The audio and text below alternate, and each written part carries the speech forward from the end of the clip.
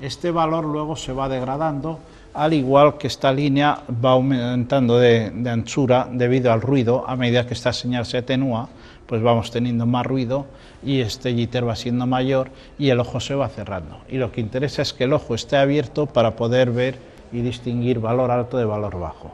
Porque en el momento que el ojo se cierra verticalmente o se cierra horizontalmente, pues puede ocurrir que confundamos cuando se transmitió en un valor alto, lo que leemos lo interpretamos como valor bajo y entonces ya tenemos un error de un bit.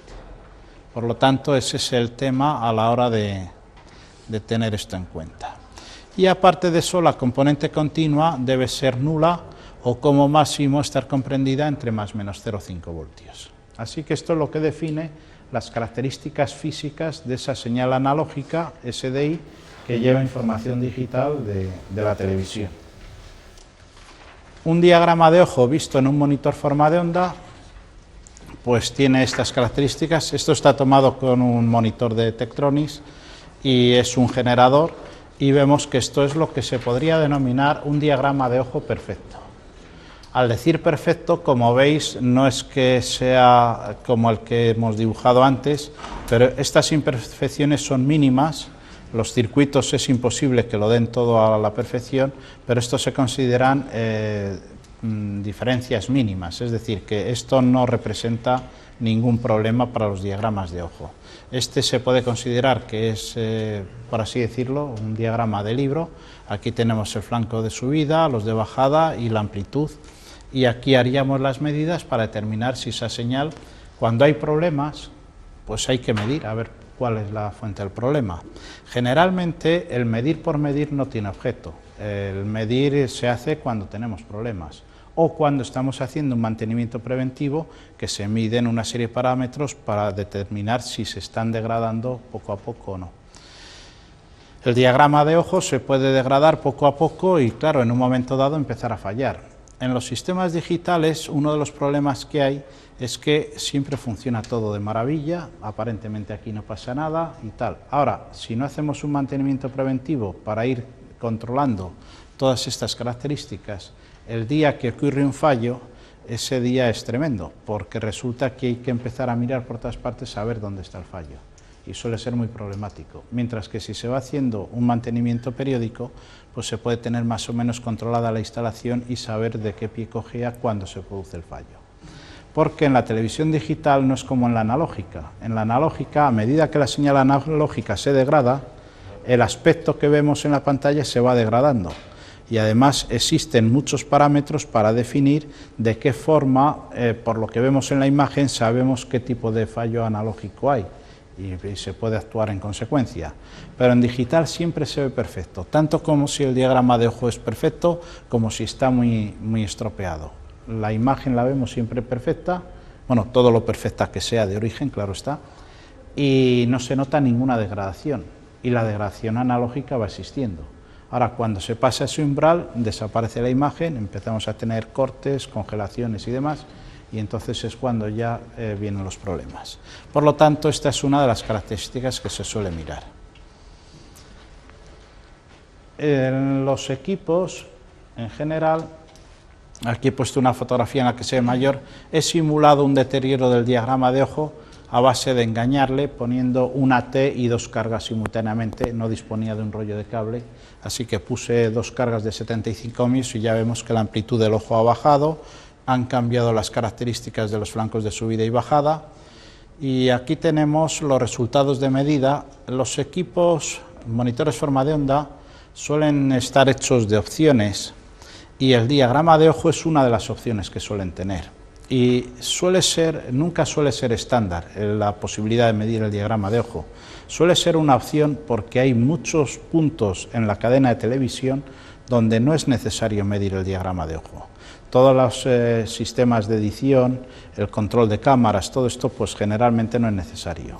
Suele ser más necesario, por lo menos en mantenimiento, en los lugares donde tengamos los equipos de entradas y salidas de señales, en las unidades móviles para verificar si a lo mejor los cables de cámara pueden ser muy largos y entonces ver si la señal está llegando a la unidad móvil en condiciones y cosas de ese estilo. Entonces ahí sí conviene mirar el diagrama de ojo. pero en los demás sitios no. Por lo tanto, el diagrama de ojo suele ser una opción en los monitores.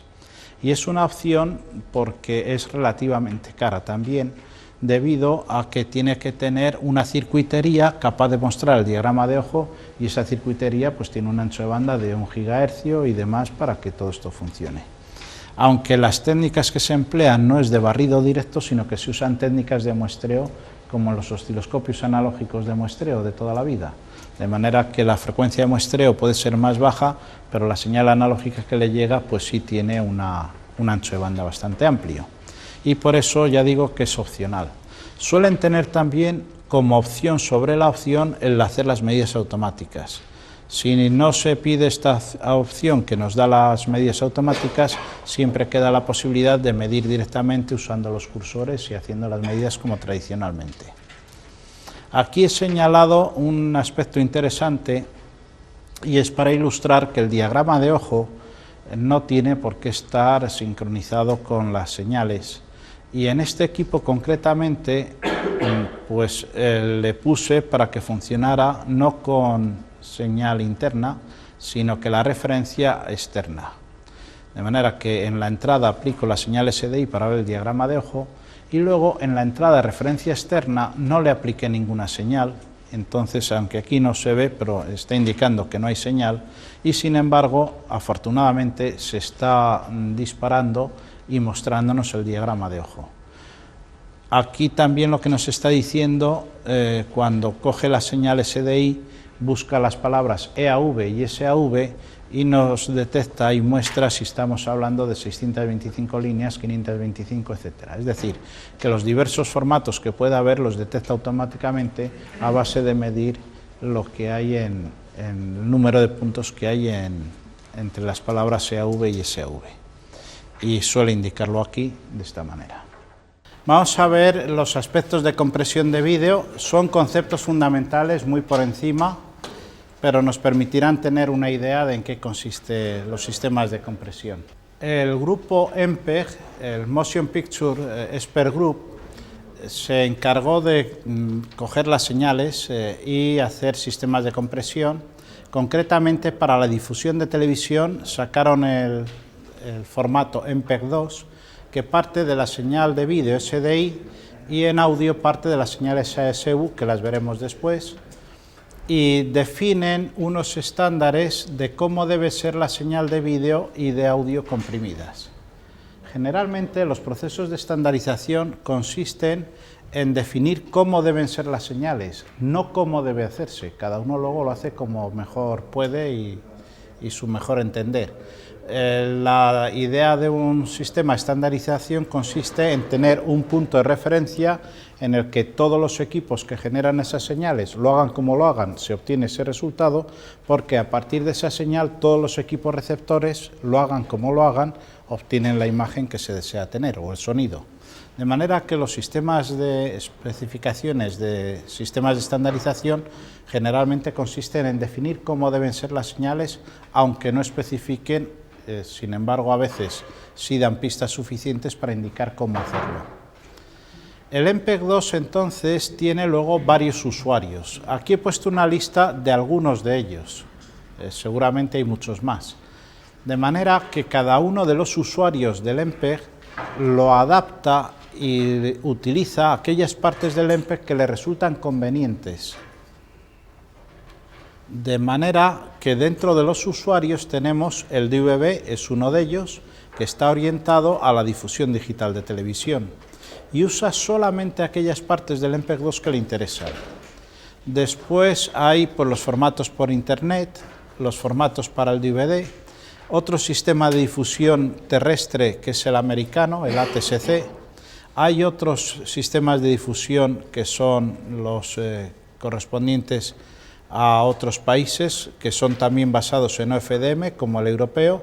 Japón, China y Brasil tienen 3 sistemas de OFDM diferentes al que tenemos aquí, de manera que el DVB es un usuario del MPEG-2 y usa solamente aquellas partes que le resultan relevantes de aquí del MPEG-2.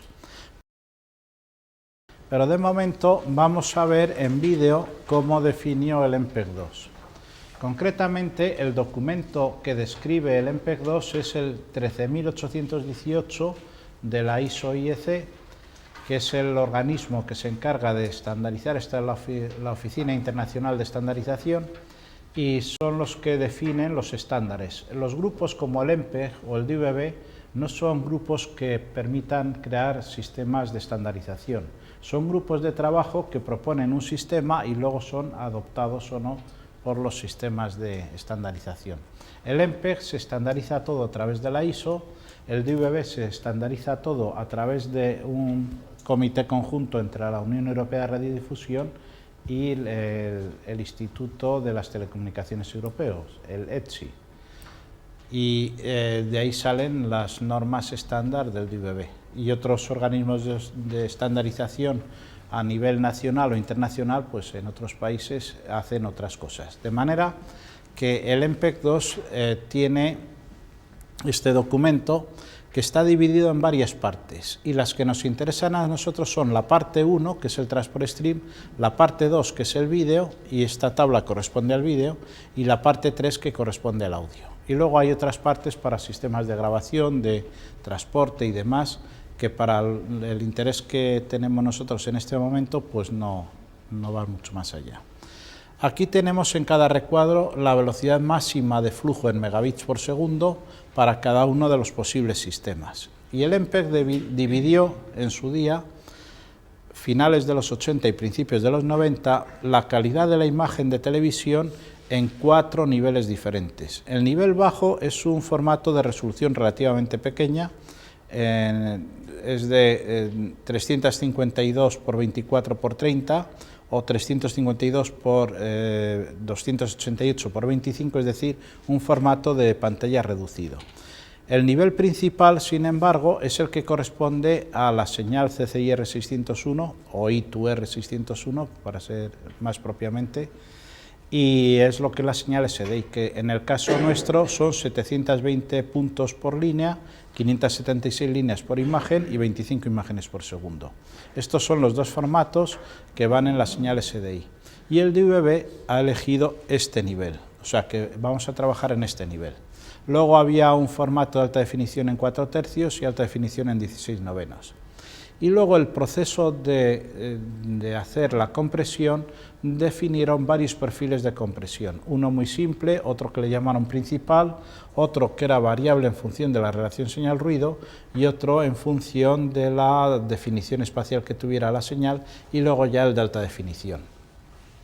No todos tienen su correspondiente estándar, pero dentro del MPEG-2, los que están, estos cuadros que están rellenos, sí tienen el estándar definido. Y concretamente, el DVB eligió para difusión el perfil principal, de manera que el DVB usa nivel principal, perfil principal, y es formato 420, que ahora veremos en qué consiste, y el máximo flujo es de 15 megabits por segundo. Este es el máximo permitido para esta combinación. Y este máximo pues era realista a finales de los 80 y demás, pero a medida que han ido avanzando las técnicas de los codificadores y demás, pues se ha conseguido ir reduciendo este flujo, y actualmente en la televisión digital terrestre y en la de satélite y tal, pues se está trabajando entre 3,5 y 4,5 megabits por segundo, dependiendo de las calidades que se quieran dar. Las calidades, cada uno puede tener su opinión, mayor o menor, pero los flujos se pueden poner los que uno considere oportuno y son elegibles a voluntad, dentro de que quepa por el canal que vamos a emitirlo. También en el perfil principal se definió uno para contribución y trabajo en estudios, que era una compresión en el que se trabaja en 422 en lugar de 420 y además con una velocidad de flujo que puede llegar hasta 50 megabits. Pero para broadcasting o para difusión realmente es el 420 y 15 megabits como máximo. Ya digo que se está trabajando con mucho menos.